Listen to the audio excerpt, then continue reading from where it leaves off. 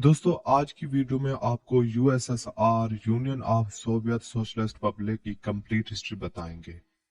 ये कब कैसे बना और कब कैसे टूटा, इसके बनने की क्या वजह थी, इसके टूटने की क्या वजह थी, इसके टूटने से पहले इसमें कौन से ममालिक थे, ये सब हिस्ट्री इस वीडियो में आपको बताएंगे। आपको ये जो मैप देख रहा है, इसमें जो रेड कलर देख रहा है ये है रशिया, और बाकी जो 7 डिफरेंट कलर्स के साथ ममालिक नजर आ रहे हैं 1991 से पहले ये सब, जिसमें टोटल 15 मुल्क शामिल हैं, ये सब एक ही मुल्क था जिसको यूएसएसआर कहते थे। यही यूएसएसआर था जिसने हिटलर को हराया, अमेरिका के साथ कोल्ड वार की थी, जिसने खला में सबसे पहले मसनूई सैटेलाइट भेजा था, और इसी ने सबसे पहले खला में इंसान को भेजा था। इसके अलावा और भी बहुत सारी चीजें थी जिसमें यूएसएसआर पूरी दुनिया से आगे था। लेकिन इतना सब पावरफुल होने के बावजूद भी 26 दिसंबर 1991 को यूएसएसआर टूट कर 15 मुल्कों में बिखर गया। सबसे पहले ये देखते हैं यूएसएसआर का मतलब क्या है।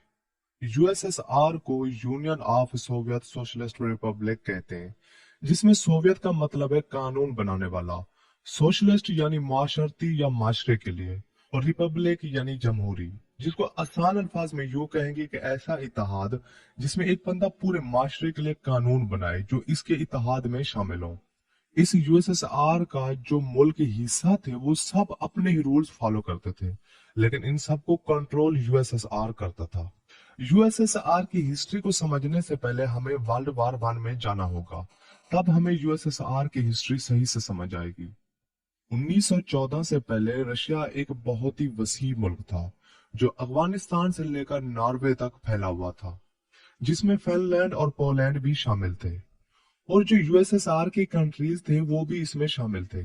जैसे कि आपको मैप में नजर आ रहा है, ये लोग पूरा एक रशियन एम्पायर कहलाता था।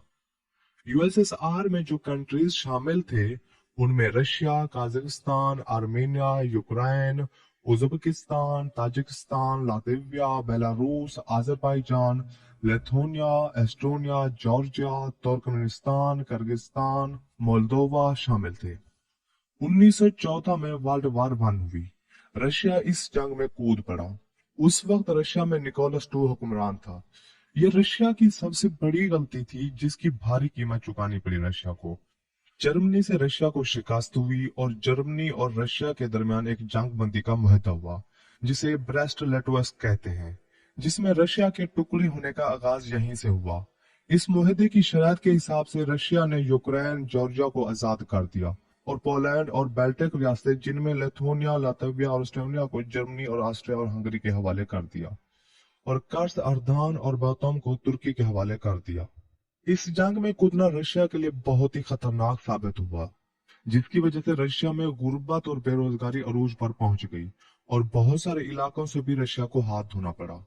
इसी वजह से फरवरी 1917 में दूसरा अवामी इनकलाब आया, जिसमें लेनिन ने निकोलस II की हुकूमत का तख्ता उलट दिया। इस इनकलाब के बाद रशिया में सिविल वार शुरू हो गई। इसमें एक तरफ लेनिन के हामी जिन्हें रेड्स कहा जाता था, और इनकलाब के मुखालफिन जिन्हें वायर्स कहा जाता था। ये जंग लेनिन के हामियों यानी रेड्स या इनकलाबी के हामियों ने जीत ली।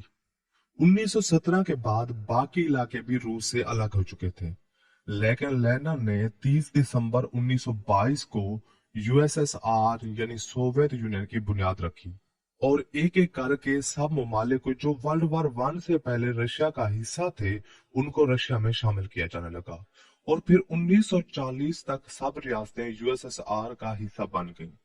लेकिन इसमें फिनलैंड और पोलैंड आजाद ही रहे। बाकी 15 मुल्कों का यूएसएसआर बन गया। सोवियत यूनियन और रशिया एम्पायर में यह फर्क था, जब रशिया एम्पायर था उसको सिर्फ एक ही हुक्मरान कंट्रोल करता था, लेकिन यूएसएसआर में सबके अलग अलग सोवियत थी, वो सब अपने रूल्स और कानून फॉलो करते थे। लेनिन चाहता था कि रशिया में डेमोक्रेटिक निजाम को लाया जाए, इसी वजह से उसे इनकलाबी कहा जाता था, और अक्सर अवाम भी इसके हक में थी, और लेनिन की इसी सोच की वजह से उसे पसंद किया जाता था। लेकिन 1924 में लेनिन की मौत हो गई, और फिर यूएसएसआर की हुक्मरानी जोसेफ स्टालिन के हाथ में आ गई, और स्टालिन कम्युनिज्म का हामी था। इसने लेनिन के डेमोक्रेटिक नजरिए को दफन कर दिया, और फिर से यूएसएसआर में वही पुराना निजाम लागू हो गया। अब पूरे यूएसएसआर को सिर्फ एक पार्टी ही कंट्रोल करेगी, जो हुक्मरान पार्टी होगी। इसके अलावा ना कोई और पार्टी बन पाएगी, ना ही कोई दूसरी पार्टी बना सकता है। कुछ तारीखदान स्टालिन को हिटलर से भी ज्यादा नाजी कहते थे, क्योंकि इसने अपने ही मुल्क की अवाम, डॉक्टर, जर्नलिस्ट और फौज के बंदे मरवा दिए थे। अब पूरे यूएसएसआर को स्टालिन ही कंट्रोल कर रहा था, और स्टालिन के साथ जो शामिल थे वही पूरे यूएसएसआर का डिसीजन लेते थे, किसको चुनना है, किसको निकालना है, कौन सा कानून बनेगा, ये सब इन्हीं के हाथ में था। उनके खिलाफ जो भी आवाज उठाता था उन्हें कत्ल कर दिया जाता था। स्टालिन ने अपने खिलाफ आवाजें उठाने वालों के लिए जेल बनाई हुई थी। जो भी उसके खिलाफ बात करता या आवाज उठाता था उसको जेल में डाल देता था। और जब 1953 में स्टालिन की मौत हुई, उस वक्त तक उसने जेल में 1 करोड़ 80 लाख लोगों को बंद कराया था, जिसमें लाखों लोगों को मौत के घाट उतार दिया गया था। दूसरी जंग अजीम शुरू होने से पहले सोवियत यूनियन और जर्मनी के दरमियान एक मुआहदा हुआ, जिसके तहत 10 सालों तक दोनों मुल्क एक दूसरे के खिलाफ किसी भी किस्म की फौजी कार्रवाई नहीं करेंगे। लेकिन हिटलर ने मुआहदे की खिलाफ वर्जी की, क्योंकि हिटलर को लगता था स्टालिन की पॉलिसियों की वजह से सोवियत यूनियन काफी कमजोर हो गई है और वो आसानी से इस पर कब्जा कर लेगा। और जर्मनी सोवियत यूनियन पर चढ़ दौड़ा। लेकिन उस वक्त सोवियत यूनियन अमेरिका और बरतानिया का इत्तेहादी था, जिसकी वजह से जर्मनी को जंग में शिकस्त हुई और जर्मनी 2 हिस्सों में टूट गया।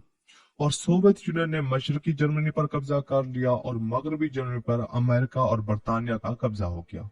1945 में वर्ल्ड वार 2 का इख्ताम जर्मनी की शिकस्त पर हुआ। अमेरिका चूंकि डेमोक्रेटिक नजरिए का हामी था और सोवियत यूनियन कम्युनिस्ट नजरिए का, तो इनके दरमियान नजरियाती जंग शुरू हो गई। अमेरिका किसी सूरत नहीं चाहता था कि दुनिया में कम्युनिस्ट निजाम परवान चढ़े, और सोवियत यूनियन डेमोक्रेटिक के खिलाफ थे। लिहाजा दोनों की ये नजरियाती जंग एक तनाजा बन गई और फिर इनके दरमियान 1947 में कोल्ड वार का आगाज हो गया। इस जंग में ये दोनों बरह रास्त आमने सामने तो नहीं थे, लेकिन ये अपने जैसे नजरिया रखने वाले मुल्कों को हर तरह से सपोर्ट कर रहे थे। कोल्ड वार जो कि साउथ कोरिया और नॉर्थ कोरिया, इसके अलावा नॉर्थ वियतनाम और साउथ वियतनाम के दरमियान लड़ी गई थी। इसमें नॉर्थ कोरिया और नॉर्थ वियतनाम जो कि कम्युनिस्ट निजाम के हामी थे, तो यूएसएसआर इनकी हर तरह से मदद कर रहा था। और साउथ वियतनाम और साउथ कोरिया डेमोक्रेटिक निजाम के हामी थी, यूएसए उनकी मदद कर रहा था।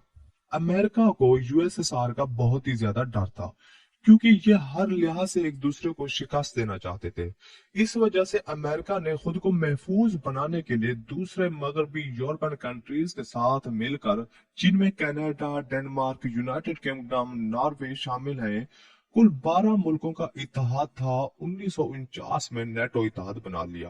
क्योंकि अब अमेरिका ने नेटो की शक्ल में एक नया इत्तेहाद बना लिया था, ये यूएसएसआर के लिए खतरे को मजीद बढ़ा गया और उसे उसका कम्युनिस्ट निजाम को खतरा लाहक हो चुका था।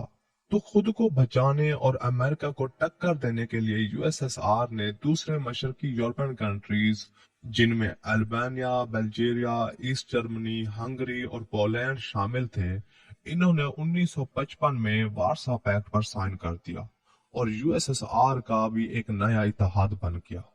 सोवियत यूनियन और अमेरिका हर लिहाज से एक दूसरे से आगे निकलना चाहते थे।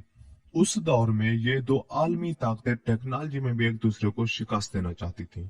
टेक्नोलॉजी के इस दौर में यूएसएसआर बाजी ले गया और उसने सबसे पहले 1957 में अपना मसनूई सियारा खला में भेज दिया। इसके बाद 1961 में खला में पहला इंसान भी यूएसएसआर ने भेजा था। यूएसएसआर टेक्नोलॉजी में अमेरिका से बहुत आगे निकल चुका था, लेकिन चांद पर पहला कदम रखने में अमेरिका बाजी ले गया और 1969 में अमेरिका ने पहला इंसान चांद पर भेज दिया। इनका ये मुकाबला सिर्फ टेक्नोलॉजी के हद तक नहीं था, ये दिफाई लिहाज से भी एक दूसरे को शिकस्त देना चाहते थे और असले की दौड़ में ये खरबों डॉलर्स खर्च कर रहे थे। उसी दौर में ये दोनों आलमी ताकतें न्यूक्लियर दौड़ में भी बढ़ चढ़कर हिस्सा ले रहे थे। उस वक्त इन दोनों के पास 26,000 एटमी हथियार थे। इसके अलावा दोनों मुल्क अपनी फौजी ताकत में भी इजाफा कर रहे थे। टैंक, सबमरीन, फाइटर जेट्स और हर लिहाज से ये दोनों खुद को दिफाई तौर पर महफूज कर रहे थे। दोस्तों, अगर यूएसएसआर के टूटने की वजूहात की बात करें तो इसकी एक नहीं कई वजूहात थी। कोल्ड वार, जैसे कि आप जानते हैं, कोल्ड वार में यूएसएसआर और अमेरिका अपने जैसे नजरिया के मुल्कों को हर लिहाज से सपोर्ट कर रहे थे, जिसमें यूएसएसआर का काफी पैसा खर्च हुआ और यूएसएसआर की इकोनॉमी ऐसा ऐसा गिरती जा रही थी। नाजी नजरिया, ये भी एक बहुत बड़ी वजह थी, क्योंकि स्टालिन के बाद 1985 तक जितने यूएसएसआर के लीडर आए वो सब नाजी नजरिए के हामी थे। वो अपने खिलाफ किसी को भी आवाज नहीं उठाने देते थे और जो भी उनके खिलाफ बोलता था उसे मरवा देते थे। वहां पर आजादी नाम की कोई चीज नहीं थी। टेक्नोलॉजी रेस, यूएसएसआर और अमेरिका के दरमियान स्पेस रेस का मुकाबला यूएसएसआर के लिए बहुत ही खतरनाक साबित हुआ, क्योंकि इसमें यूएसएसआर ने काफी पैसा खर्च कर दिया था। खरबों डॉलर्स लगाए थे यूएसएसआर ने, इसकी वजह से उसकी इकोनॉमी दिन ब दिन गिरती जा रही थी। आर्मी फोर्स, जैसा कि आप जानते हैं, ये दोनों मुल्क एटमी हथियार और भी जंगी हथियारों पर काफी पैसा खर्च कर रहे थे, जिसमें यूएसएसआर का काफी पैसा खर्च हुआ। एक वजह ये भी बनी यूएसएसआर के टूटने की। कम्युनिस्ट निजाम, यूएसएसआर में ये निजाम राय था जिसमें लोगों को कुछ भी आजादी नहीं थी। ना वो अपनी जायदाद खरीद सकते थे, ना ही कोई प्राइवेट बिजनेस कर सकते थे, ना ही अपनी मर्जी का कोई काम कर सकते थे, जिसकी वजह से लोगों में शदीद गुस्सा पाया जाता था, जिसकी वजह से यूएसएसआर की इकोनॉमी मजीद गिरती गई और 1980 तक यूएसएसआर की जीडीपी अमेरिका से आधी रह गई थी। अफगान वार, यूएसएसआर 1979 में अफगान जंग में भी कूद पड़ा। इसकी वजह यह थी, अफगानिस्तान में कम्युनिस्ट हुकूमत थी और अफगानिस्तान के मुजाहिदीन इसका खात्मा चाहते थे। तो यूएसएसआर अफगान हुकूमत की सपोर्ट में आ गया और अमेरिका यूएसएसआर के नजरिए के खिलाफ था, तो उसने तालिबान को सपोर्ट किया। ये भी एक बहुत बड़ी वजह बनी थी यूएसएसआर के टूटने की, क्योंकि इस जंग में यूएसएसआर के 20,000 फौजी मारे गए थे और तकरीबन 60,000 तक जख्मी हुए थे। इसके अलावा काफी रकम खर्च करनी पड़ी थी, जिसकी वजह से इकोनॉमी मजीद गिर गई। जैसे कि आप मैप में देख सकते हैं, 1928 से 1980 तक यूएसएसआर की इकोनॉमी कितनी तबाही का शिकार हुई। मिखाइल गोर्बाचेव पॉलिसी, जब 1985 में मिखाइल ने यूएसएसआर की कमांड संभाली तो उस वक्त यूएसएसआर की इकोनॉमी तबाह हो चुकी थी। तो उसने इकोनॉमी को बेहतर करने के लिए कुछ पॉलिसीज लागू करवाई। वो पॉलिसीज इकोनॉमी की बेहतर के लिए बनाई गई थी, लेकिन वही यूएसएसआर के टूटने की सबसे बड़ी वजह बनी थी। उसकी पहली पॉलिसी थी लोगों को आजादी देना। उसने सब लोगों पर पाबंदी खत्म कर दी और लोगों को बोलने की आजादी दे दी। मीडिया आजाद हो गया, अवाम आजाद हो गई। जो जिसके खिलाफ बोलता था उसको कोई कानूनी कार्रवाई नहीं होती थी।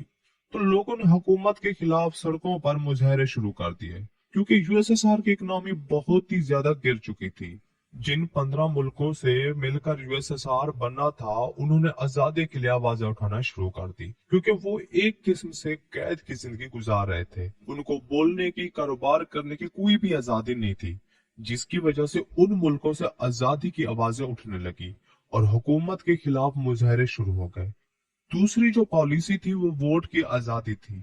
इससे पहले अवाम को वोट का हक नहीं था, वो वोट नहीं दे सकते थे, क्योंकि यूएसएसआर खुद यूएसएसआर का सदर मेरिट की बुनियाद पर चुनते थे। अवाम की राय इसमें शामिल नहीं होती थी।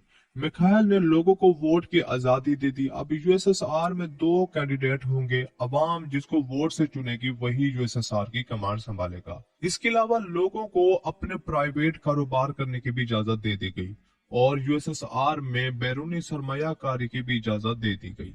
मिखाइल की ये सब पॉलिसीज यूएसएसआर की बेहतरी के लिए थीं, लेकिन उस वक्त बहुत ही देर हो चुकी थी और यहीं से यूएसएसआर के टूटने का आगाज हुआ।